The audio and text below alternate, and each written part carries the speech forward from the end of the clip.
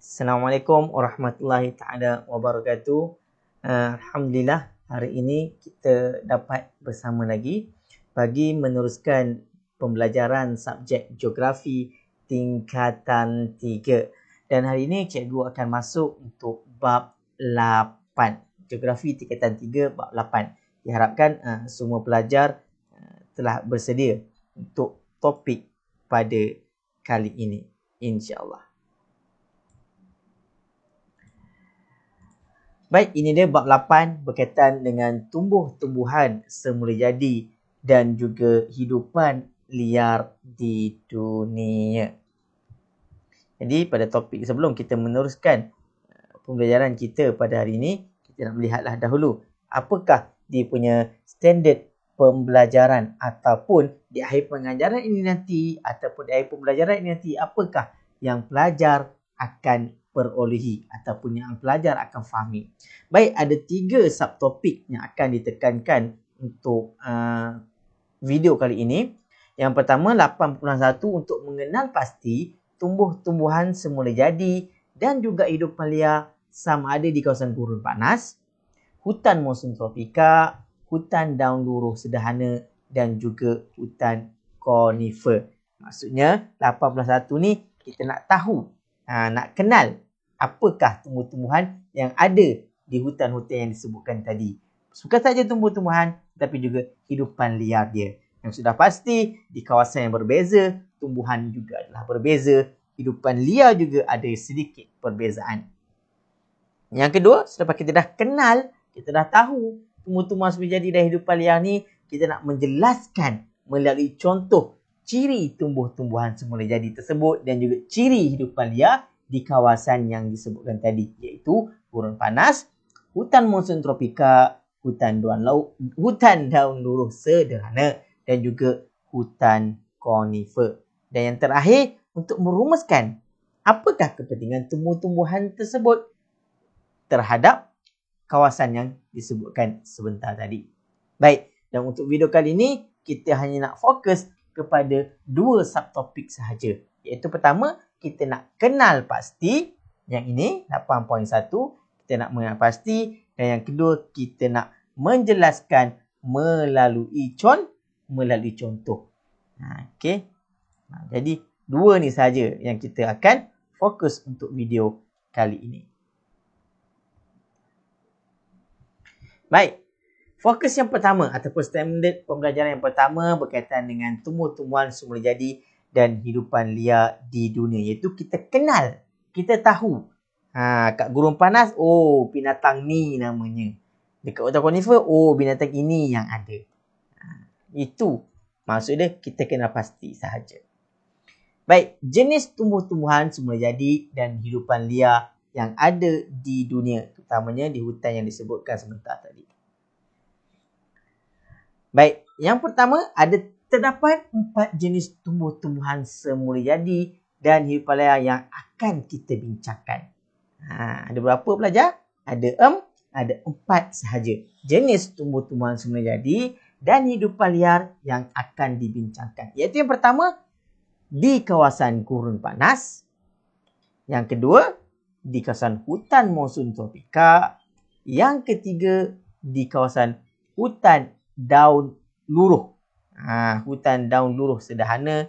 Dan juga yang keempat, kita nak lihat di hutan konifer. Okey, jadi 4 jenis tumbuh-tumbuhan semula jadi dan hidupan liar di 4 kawasan yang berbeza.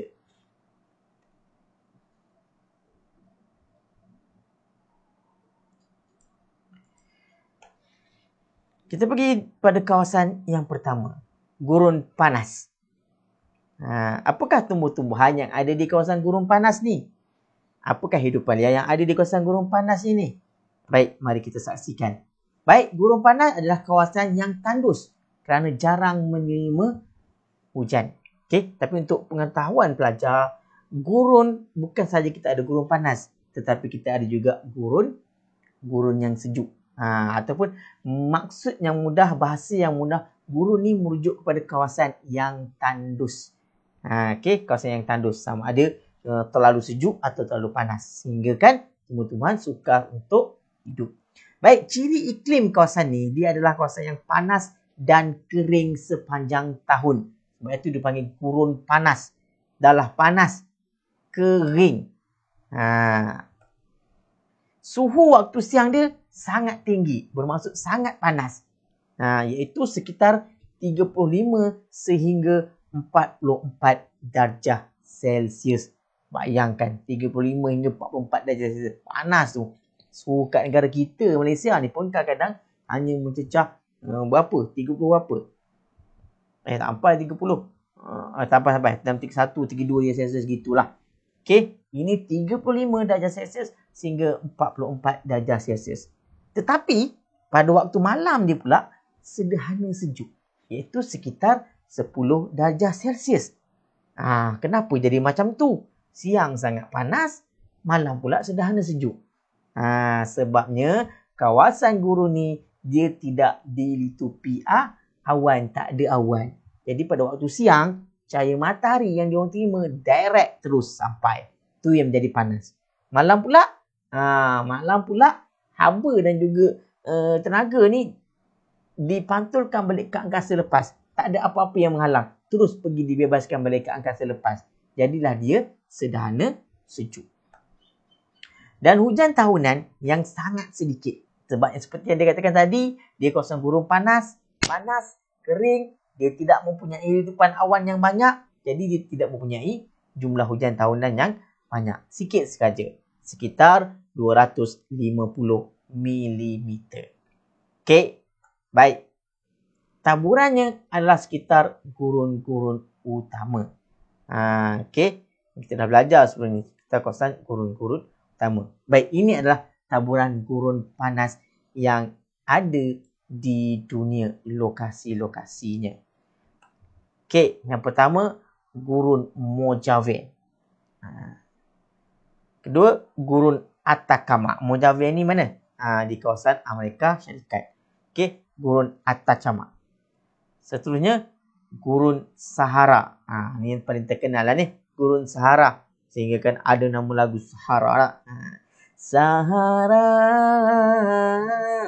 Dia buat lagu pula dah. Seterusnya gurun Kalahari. Gurun Iran. Gurun Arab. Gurun Ta. Dan gurun besar Australia. Ini antara taburan gurun panas yang ada di dunia. 1, 2, 3, 4, 5, 6, 7, 8. Kita 8. Baik. Okey, kita dah tahu ciri-ciri iklim dia. Sangat panas waktu siang, sangat sejuk waktu malam. Sekarang kita tengok contoh tumbuh-tumbuhan semula jadi yang boleh hidup kat kawasan yang macam ni. Nampak tu? Kurma. Antara tumbuh-tumbuhan yang hidup adalah pokok kurma. Okey. Kerana dia tidak memerlukan air yang banyak. Jadi kawasan gurun panas ni, tumbuhan yang boleh hidup, tumbuhan yang boleh survive dengan cuaca yang sangat panas pada waktu siang dan sedang sejuk pada waktu malam. Antaranya pokok kurma. Seterusnya pokok kaktus. Sebab kaktus ni dia ada tumbuhan yang unik. Dia ada dalam kaktus tu sendiri dia ada macam tabung untuk dia menyimpan air dia sendiri. Dia dapat pada mana? Prickly pear macam kaktus. Apa beza prickly pear dengan kaktus? Kaktus ni biasanya berduri-duri lah. Ini tak duri, nampak macam tu. Macam makanan pun ada. Semak samun. Okey, semak samun. Hidupan liar ada pula. Of course lah, unta. Semua orang tahu unta di padang pasir. Ni, apakah nama binatang ni? Ini dinamakan musang fennec. Okey, musang fennec. Kala jengking. Ni hidupan dia. Ular. Apa jenis ular pun adalah kat kawasan gurun. Tu apa tu? Cicak. Dia boleh hidup kat kawasan gurun. Sebab cicak ni, ini cicak kawasan gurun ni. Waktu siang dia duduk dalam tanah sejuk. Okey. Itu antara contoh tumbuh-tumbuhan. Okey, dan juga hidupan liar. Baik, ini ciri-ciri dia. Tadi contoh tumbuhan. So, ciri-ciri tumbuhan yang macam mana? Biasanya di kawasan gurun panas ini, taburan tumbuh-tumbuhan di sini adalah amat jarang. Kenapa jadi amat jarang? Iyalah hanya tumbuh-tumbuhan tertentu sajalah yang tahan dengan cuaca dan suhu dan keadaan hujan kat situ. Jadi yang boleh hidup. Sebab itulah dia amat jarang. Okey. Seterusnya, pokok yang tumbuh adalah pokok xerophyte. Apakah maksud pokok xerophyte ni, pelajar-pelajar? Mesti ada maksud dia. Pokok yang macam mana pokok xerophyte ni? Nanti kita akan terangkan. Okey, seterusnya tumbuhan berakar panjang yang melebihi 30 meter.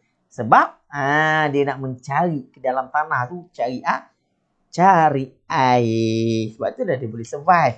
Dia still memerlukan air, tapi air tu bawah tanah. Okey. Pokok xerophyte ni pokok apa? Pokok xerophyte ni bermaksud tumbuhan yang dapat hidup atau tumbuh di persekitaran yang kering. Itu maksud xerophyte. Seterusnya, daun dia berkilat, liat dan berbulu. Sebab apa? Sebab ciri-ciri yang dinyatakan di atas tu adalah bertujuan untuk mengurangkan kilangan air pada pokok. Sebab tu dia liat dan dia berbulu. Berbulu ni dia memerangkap air lah. Supaya air tu nak hilang, dia dapat hold dulu lah orang kata. Tahan. Contoh tumbuhan seperti kaktus, pokok kurma, semak samun dan juga akasia bantut. Ini contoh tumbuhan. Seperti tadi kita dah tunjuk gambar, ini kita bagi tahu lagi contoh tumbuhan. Baik, itu dia. Kaktus. Nampak? Mempunyai batang berongga dan berlendai bagi menyimpan air untuk jangka masa panjang. Sebab tu kalau kaktus, kalau kita potong kaktus dalam tu, dia akan keluar. Dan air dia rasa payau sikit lah air dia. Mempunyai akar yang sangat panjang, melebihi 30 meter ke dalam tanah untuk dapatkan sumber air. Dia mempunyai daun yang keras, kecil dan membentuk jarum dan berduri untuk mengurangkan kadar kehilangan air melalui perpeluhan. Itu istilah di dalam tumbuh-tumbuhan, dia pun mengalami proses perpeluhan. Dalam sains ada. Okey. Mempunyai biji benih yang berkulit tebal, keras dan tahan kemarau bagi memudahkan percambahan anak benih pada masa akan datang. Baik, tadi ciri tumbuh-tumbuhan. Dan ini kita lihat ciri hidupan liar di kawasan gurun panas pula. Baik, yang pertama, haiwan yang hidup di kawasan ini adalah jenis nocturnal. Apa nocturnal? Dia beritahu haiwan yang aktif pada waktu malam. Kenapa aktif waktu malam? Dah siang panas. Macam mana dia nak aktif? Jadi pada waktu siang, dia tak aktif. Dia tidur. Dia duduk bawah tanah, bawah pasir. Dia sembunyi. Okay. Waktu malam, bila dah cuaca okey sikit, baru dia keluar mencari makanan. Jadi haiwan yang hidup di kawasan ini adalah jenis nocturnal kebanyakannya.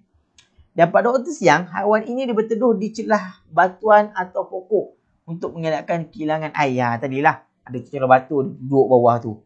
Kan, dia takkan kena lah cahaya matahari direct bawah pokok. Dia ada juga yang menggali lubang ataupun pasir. Dia gali, duduk bawah tu. Sebab bawah tanah ni dia sejuk sikit. Okay. Dan unta mempunyai unta mempunyai bonggol untuk menyimpan air dan lemak.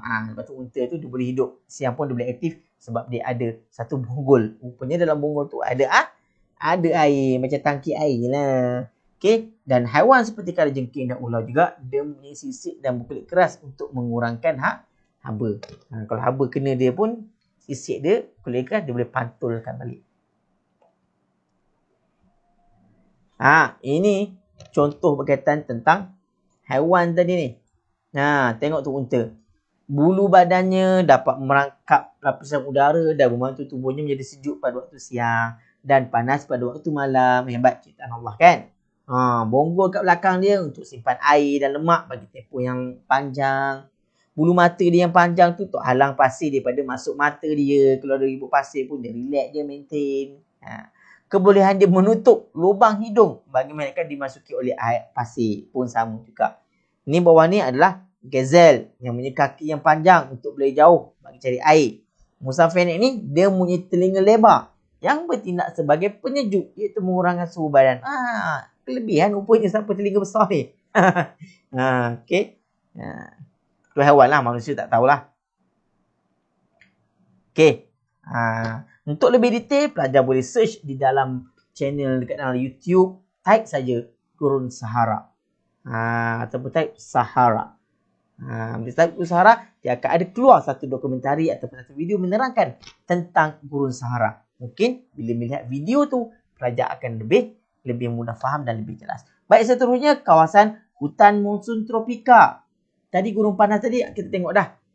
Kawasan negara-negara contohnya di Amerika Syarikat, di Australia dia ada gurun panas, di sepadan India, Bangladesh dia ada gurun panas, di negara Arab pun dia ada gurun panas. So hutan monsun tropika ni di negara yang macam mana?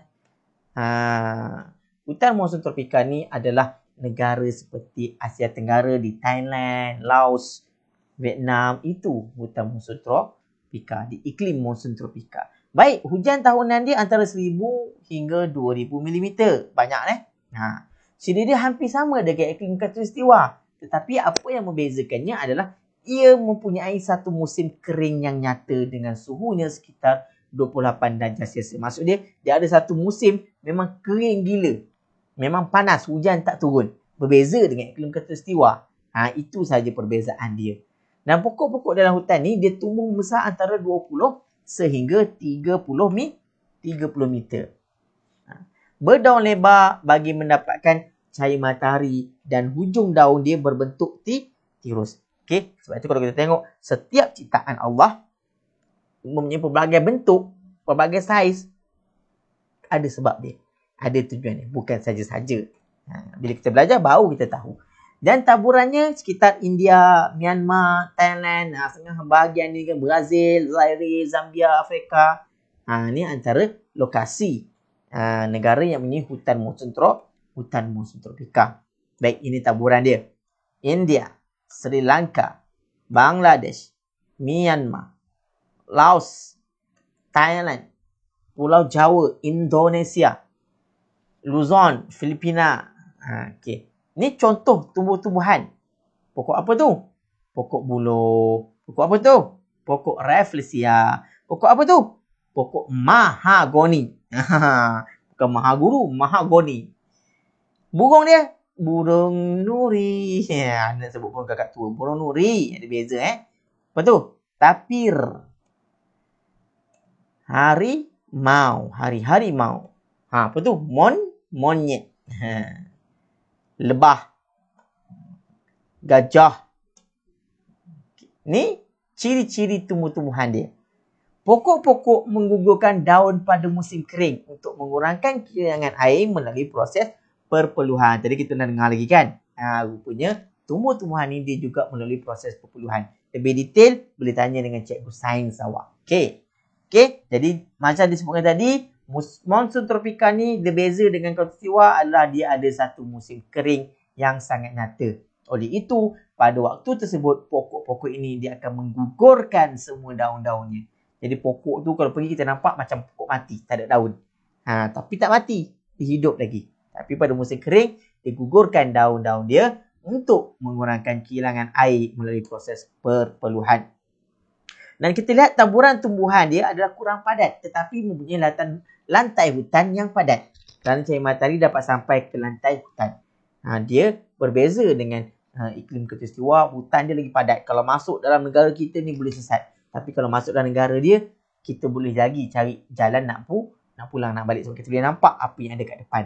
Cuma lantai hutan dia yang padat sedikit. Baik, dia berkayu keras dan berdaun lebar. Serta hujung daun dia berbentuk tirus. Mempunyai 3 lapisan yang sangat nyata. Contoh pokok yang ada di kawasan hutan monsun tropika adalah seperti pokok jati, pokok cendana, pokok penaga, pokok jelutung, buluh rotan dan juga mahagoni. Okey. Ini dia. 2 perbezaan musim dia. Musim kering dan musim hujan. Pada musim kering, pokok-pokok akan gugurkan semua daun dia bagi mengelakkan kehilangan air. Sebab pokok-pokok renek di lepasan lantai hutan akan mati kerana terdedah dengan pancaran matahari yang terik. Manakala pada musim hujan, pokok-pokok dia akan kembali menghijau dan tumbuh-tumbuhan di lantai hutan akan kembali padat kerana mendapat bekalan air yang mencukupi. Ini dia contoh pokok jati. Ini pokok gelam. Ni pokok penaga. Ada beza ke pokok ni. Baik. Ciri hidupan liar di hutan monsun tropika pula. Mempunyai kepelbagaian spesies. Hidupan liar kawasan ni berbulu nipis. Dan mempunyai kulit yang berkedut. Dan sesetengah ni pula badan besar. Ada yang suka berenang dalam air, dalam lumpur. Contoh haiwan seperti gajah, badak, harimau, tapir, buaya dan pelbagai spesies serangga dan burung. Nampak tu? Badak semua mempunyai kegemaran untuk berenang, untuk menunjukkan badan dia besar, kulit tebal. Jadi panas, jadi kena berenang dalam lumpur. So lepas ni siapa pelajar rasa panas, pergi cari lumpur berenang. Boleh rasa sejuk. Gajah yang suka bermain air ketika berada dalam sungai. Baik, seterusnya hutan daun luruh sederhana. Ni contoh hutan daun luruh sederhana. Cantiknya. Warna-warni di Aidilfitri warna-warni kan. Baik, kawasan yang bersuhu sederhana tinggi kira-kira 17 darjah Celsius. Dan suhu pada musim sejuk yang sederhana rendah. Ianya mempunyai 4 musim yang nyata. Hujan sepanjang tahun dengan jumlah tahunan 1000 hingga 1500 mm. Taburan dia di bahagian timur Amerika Utara, sebahagian dengan negara Eropah, Korea Barat dan Timur Laut China. Ni taburan dia. Kanada Barat, Amerika Syarikat, Meksiko, Chile, Selatan Chile, Eropah Barat. Tu Korea Utara, Korea Selatan, Jepun, China, Australia Selatan, bahagian selatan Australia. Juga New Zealand. Baik, contoh tumbuh-tumbuhan dia macam ni. Tu ash. Pokok ash. Wah, pokok maple. Warna merah gitu. Burung helang. Chipmunk. Chipmunk ni yang tak cerita Alvin and the Chipmunk. Ni chipmunk. Okey, mana kartun Alvin. Chipmunk. Kumbang. Rusa bintik. Sebab badan ada bintik-bintik. Rakun. Musang merah. Dan juga wood duck. Wood kayu. Duck itik. Itik kayu. Saya panggil wood duck lah. Baik. Ciri-ciri tumbuh-tumbuhan dan juga hidupan liar dia. Terdapat 2 jenis pokok, iaitu pokok kayu keras dan juga pokok tirus. Contoh pokok kayu keras seperti oak, maple, cedar dan birch. Di kawasan tanah Contoh pokok tirus seperti pokok pine, fir, spruce di kawasan tanah tinggi. Dan pokoknya tinggi. Ini daun yang nipis, lembut dan gugur semasa musim luruh. Batang pokok dia pula punya kulit yang tebal. Jadi yang berwarna tu pelajar kena ingatlah. Pokok kayu keras, pokok tirus. Sebab itulah kita buat slide ni ada warna. Supaya benda tu masa depan penting. Kena tahu pula. Jenis-jenis pokok. Antaranya ni kalau kayu keras, oak, maple, cedar, birch. Jangan awak letak pula contoh pokok kayu keras. Seperti pine, fir dan spruce. Itu pokok tirus sayang. Jangan tersalah. Okey. Ini adalah contoh pokok. Nampak? Hutan pokok oak. Cantik. Dan sebagai besar tumbuh-tumbuhan kawasan ini bertukar warna daunnya mengikut musim. Sebab ada 4 musim. Ini kerana jumlah klorofil dalam daun akan berkurang kerana perubahan musim. Pada musim luruh, daun-daun pun dia berguguran meninggalkan ranting. Tak mati, tapi musim luruh. So, daun dia luruh. Pokok tu hidup lagi. Okey. Baik, seterusnya ciri hidupan liar di hutan daun luruh sederhana ni. Macam mana ciri-ciri dia? Dia terdapat haiwan yang berhibernasi pada musim sejuk. Seperti beruang dan tupai. Apa tu berhibernasi? Hibernasi ni masa mula dia tidur je lah. Masa sejuk dia tidur je. Dia berhibernasi katanya. Dia tidur je. Tak bergerak-gerak. Keadaan tidak aktif. Atau tidur sepanjang musim sejuk. Itulah maksud dia hibernasi tak aktif. Ya tidur je. Beruang, tupai. So kalau ada pelajar yang suka tidur je. Samalah dia dengan beruang dan juga tupai. Jangan jadi macam itulah. Contoh haiwan liar seperti beruang, rusa, musang merah, kumbang, tupai, burung hantu, hawk dan spesies serangga. Contoh seperti yang kita dah tunjuk tadi, gambar-gambar. Dan terdapat juga beberapa jenis serangga yang akan bertelur pada musim sejuk sebelum ia mati. Unik. Dia bertelur dulu baru dia mati. So bila telur tu menetas, dia hiduplah sendiri. Itu dia hutan daun luruh sederhana. Okey. Baik, ni dia. beruang berhibernasi bagi mengelakkan kelaparan kerana kekurangan semua makanan pada musim sejuk. Sudah tidur je lah. Manakala tupai merah mengumpul bekalan ke kacang pada musim durung untuk guna sepanjang musim sejuk. Nampak ni. Bila tengok ni, tengok buah ni teringat cerita Ice Age kan. Ada tupai tu kan, kejar buah. Ni lah rupanya tupai tu. Tak nak dengar cerita Ice Age. Carilah sendiri nanti, okey. Baik, dan yang terakhir adalah hutan conifer. Kan conifer nampak tu. Itu dia. Contoh dia gambar hutan conifer. Baik, terdapat di kawasan yang mengalami musim panas yang sedang sejuk iaitu kira-kira 10 darjah Celsius dan tempohnya pendek. Musim sejuk yang melampau sejuk dan panjang. Hujan sedang lebat sepanjang tahun antara 380 sehingga 635 mm pada musim panas. Macam berita lah. Baik, ini dia taburan hutan conifer. So pelajar kena ingat juga taburan-taburan yang telah ditunjukkan tadi. Kalau lupa boleh back balik video ni untuk tengok balik. Ataupun bila dah back tu screenshot nama tu, simpan, save. Okey. Baik, selatan Kanada, Eropah dan juga Rusia. Di kawasan-kawasan belah-belah utara ni. Sebab dia hutan conifer ni iklim dia sejuk, sangat sejuk. Beza dengan gurun panas tadi, sangat panas. Contoh tumbuh-tumbuhan dia ni, pokok pine, spruce, burung blue jay. Oh, cantik burung ni. Link. Okay, ni link ke kucing tupai. Moose. Nampak? Tupai ni dia beza-beza.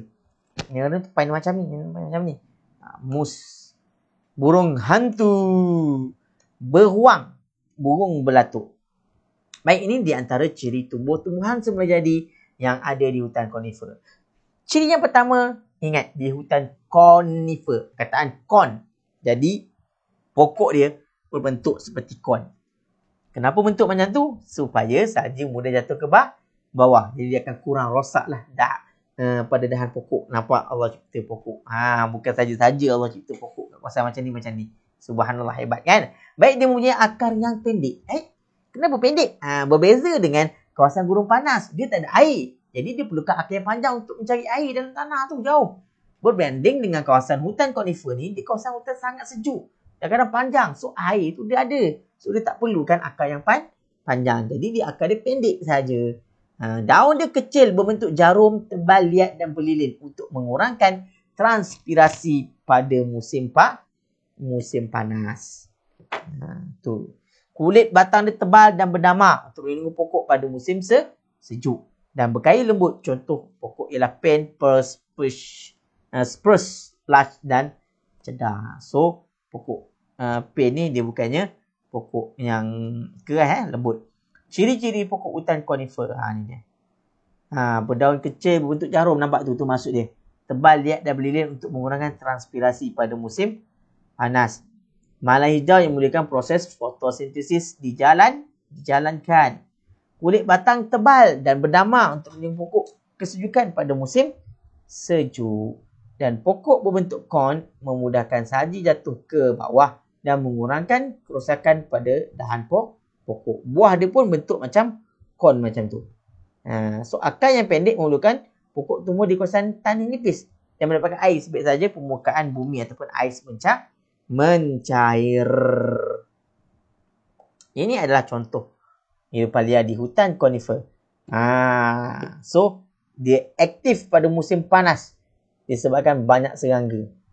Burung dan binatang yang keluar mencari makan. Musim sejuk semua sembunyi. Serangga tidak kelihatan pada musim sejuk. Pada musim sejuk, rusa dan burung akan berhijrah ke kawasan yang lebih panas di bahagian selatan. Burung juga akan migrasi. Ni dia. Okey, rusa berhijrah musim tumbuh. Ini keistimewaan pokok hutan conifer. Okey. Baik, cikgu rasa setakat ini itu saja untuk kali ini, untuk hari ini, video kali ini. InsyaAllah kita sambung lagi. Tak boleh panjang-panjang sangat. Nanti awak pun jadi bosan kan. Ini pun dah berapa minit dah ni. Okay, video ni. InsyaAllah baik. Terima kasih kerana sudi mendengar, sudi untuk menonton video pada kali ini.